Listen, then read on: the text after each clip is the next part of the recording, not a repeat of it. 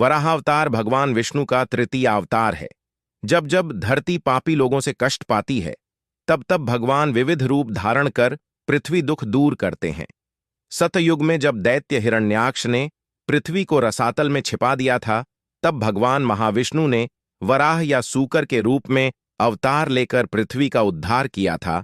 एक बार मरीचि नंदन ऋषि कश्यप जी ने भगवान को प्रसन्न करने के लिए खीर की आहुति दी और उनकी आराधना समाप्त करके संध्या काल के समय अग्निशाला में ध्यान लगाकर बैठे गए। उसी समय दक्ष प्रजापति की पुत्री दिति, जो ऋषि कश्यप की पत्नी तथा सारे राक्षस और दैत्यों की माता हैं, पुत्र प्राप्ति की लालसा से कश्यप जी के निकट गई। दिति ने कश्यप जी से मीठे वचनों से पुत्र प्राप्त करने के लिए प्रार्थना की। इस पर कश्यप जी ने कहा, हे प्रिय, मैं तुम्हें तुम्हारी इच्छानुसार तेजस्वी पुत्र अवश्य दूंगा, किंतु तुम्हें एक पहर के लिए प्रतीक्षा करनी होगी। संध्या काल में सूर्यास्त के पश्चात भूतनाथ भगवान शंकर अपने भूत, प्रेत तथा यक्षों को लेकर बैल पर चढ़कर विचरते हैं। इस समय तुम्हें इस प्रकार के कार्य और लालसा में देखकर वे अप्रसन्न हो जाएंगे। अतः यह समय संतानोत्पत्ति के लिए उचित नहीं है। सारा संसार मेरी निंदा करेगा। यह समय तो संध्या वंदन और भगवत पूजन आदि के लिए ही है। इस समय जो पिशाचों जैसा आचरण करते हैं, वे नरकगामी होते हैं। पति के इस प्रकार समझाने पर भी उसे कुछ भी समझ में न आया। इस पर कश्यप जी ने दैव इच्छा को प्रबल समझकर दैव को नमस्कार किया और दित्य की इच्छा पूर्ण की, और उसके बाद शुद्ध जल से स्नान करके सनातन ब्रह्म रूप गायत्री का जप करने लगे। दिति ने गर्भ धारण करके कश्यप जी से प्रार्थना की, हे आर्यपुत्र, भगवान भूतनाथ, मेरे अपराध को क्षमा करें और मेरा यह गर्भ नष्ट न करें।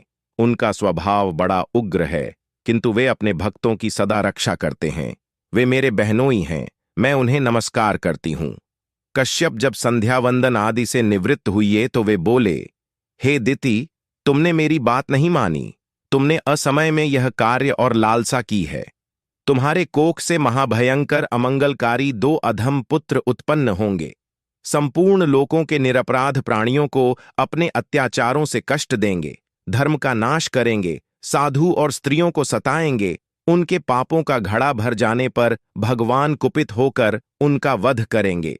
दिति ने कहा, हे भगवन, मेरी भी यही इच्छा है कि मेरे पुत्रों का वध भगवान के हाथ से ही हो, ब्राह्मण के शाप से न हो, क्योंकि ब्राह्मण के शाप के द्वारा प्राणी नरक में जाकर जन्म धारण करता है। तब कश्यप जी बोले, हे देवी, तुम्हें अपने कर्म का अति पश्चाताप है, इसलिए तुम्हारा नाती भगवान का बहुत बड़ा भक्त होगा और तुम्हारे यश को उज्जवल करेगा। वह बालक साधुजनों की सेवा करेगा और काल को जीतकर भगवान का पार्षद बनेगा। कश्यप जी के मुख से भगवत भक्त पौत्र के उत्पन्न होने की बात सुनकर दिति को अति प्रसन्नता हुई और अपने पुत्रों का वध साक्षात भगवान से सुनने का उसका सारा खेद समाप्त हो गया। कुछ समय के पश्चात दिति के गर्भ से 2 पुत्र उत्पन्न हुए, जिनका नाम महर्षि कश्यप ने हिरण्यकशिपु और हिरण्याक्ष रखा। इन दोनों के उत्पन्न होने के समय ही तीनों लोकों में अनेक प्रकार के भयंकर उत्पात होने लगे। स्वर्ग, पृथ्वी, आकाश सभी कांपने लगे और भयंकर आंधियां चलने लगीं। सूर्य और चंद्र पर केतु और राहु बार बार बैठने लगे, उल्कापात होने लगे, बिजलियां गिरने लगीं, नदियों तथा जलशयों के जल सूख गए, गायों के स्तनों से खून बहने लगा, उल्लू, सियार आदि रोने लगे। दोनों दैत्य जन्म लेते ही आकाश तक बढ़ गए। उनका शरीर फौलाद के समान पर्वताकार हो गया। वे स्वर्ण के कवच, कुंडल, करधनी, बाजूबंद आदि पहने हुए थे। हिरण्यकश्यपु ने तप करके ब्रह्मा जी को प्रसन्न कर लिया। ब्रह्मा जी से उसने वरदान ले लिया कि उसकी मृत्यु न दिन में हो न रात में, न घर के भीतर हो न बाहर, न अस्त्र से हो न शस्त्र से, न इंसान से हो न जानवर से, न आकाश में हो न धरती पर। इस तरह से अभय होकर उसने तीनों लोकों पर विजय प्राप्त कर ली और फिर वह एक छत्र राज्य करने लगा। हिरण्याक्ष अपने बड़े भाई हिरण्यकश्यपु की आज्ञा का पालन करते हुए शत्रुओं का नाश करने लगा। हिरण्याक्ष नामक राक्षस ने कठोर तपस्या कर देवताओं को पराजित कर दिया और पृथ्वी को पाताल लोक में ले जाकर समुद्र में डुबो दिया। वह सागर के भीतर भूदेवी को अपना तकिया बनाकर सोया था। तथा देवताओं के डर से विष्ठा का घेरा बना रखा था। मनु ने इसके बारे में जब भगवान ब्रह्मा को बताया, तब ब्रह्मा ने सोचा कि सभी देव तो विष्ठा के पास तक नहीं जाते, एक शूकर ही है जो विष्ठा के समीप जा सकता है। तब भगवान विष्णु का ध्यान किया और तब पृथ्वी और देवताओं की रक्षा के लिए भगवान विष्णु ने वराह रूप धारण किया। कुछ पौराणिक कथाओं के अनुसार एक दिन हिरण्याक्ष घूमते घूमते वह वरुण की पुरी में जा पहुंचा। पाताल लोक में पहुंचकर हिरण्याक्ष ने वरुण देव से युद्ध की याचना करते हुए कहा, हे वरुण देव, आपने जगत के संपूर्ण दैत्यों तथा दानवों पर विजय प्राप्त किया है। मैं आपसे युद्ध की भिक्षा मांगता हूं। आप मुझसे युद्ध करके अपने युद्ध कौशल का प्रमाण दें। उस दैत्य की बात सुनकर वरुण देव को क्रोध तो बहुत आया, पर समय को देखते हुए उन्होंने हंसते हुए कहा, अरे भाई, अब लड़ने का चाव नहीं रहा है और तुम जैसे बलशाली वीर से लड़ने के योग्य अब हम रह भी नहीं गए हैं। तुमको तो यज्ञ पुरुष नारायण के पास जाना चाहिए, वे ही तुमसे लड़ने योग्य हैं।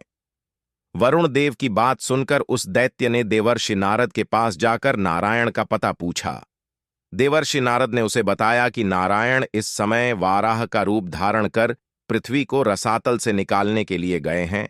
इस पर हिरण्याक्ष रसातल में पहुंच गया। वहां उसने भगवान वाराह को अपने दांत पर रखकर पृथ्वी को लाते हुए देखा। उस महाबली दैत्य ने वाराह भगवान से कहा, अरे जंगली पशु, तू जल में कहां से आ गया है? मूर्ख पशु, तू इस पृथ्वी को कहां लिए जा रहा है? इसे तो ब्रह्मा जी ने हमें दे दिया है। रे अधम, तू मेरे रहते इस पृथ्वी को रसातल से नहीं ले जा सकता। तू दैत्य और दानवों का शत्रु है, इसलिए आज मैं तेरा वध कर डालूंगा। हिरण्याक्ष के इन वचनों को सुनकर वाराह भगवान को बहुत क्रोध आया, किंतु पृथ्वी को वहां छोड़कर युद्ध करना उन्होंने उचित नहीं समझा और उनके कटु वचनों को सहन करते हुए वे गजराज के समान शीघ्र ही जल के बाहर आ गए। उनका पीछा करते हुए हिरण्याक्ष भी बाहर आया और कहने लगा, रे कायर, तुझे भागने में लज्जा नहीं आती? आकर मुझसे युद्ध कर। पृथ्वी को जल पर उचित स्थान पर रखकर और अपना उचित आधार प्रदान कर भगवान वाराह दैत्य की ओर मुड़े और कहा, अरे गांव में रहने वाले शेर अर्थात कुत्ते, हम तो जंगली पशु हैं और तुम जैसे गांव के शेरों को ही ढूंढते रहते हैं। अब तेरी मृत्यु सिर पर नाच रही है। उनके इन व्यंग वचनों को सुनकर हिरण्याक्ष उन पर झपट पड़ा। वाराह भगवान समुद्र में उतरे और भगवान वाराह और हिरण्याक्ष के मध्य भयंकर युद्ध हुआ और अंत में हिरण्याक्ष का भगवान वाराह के हाथों वध हो गया।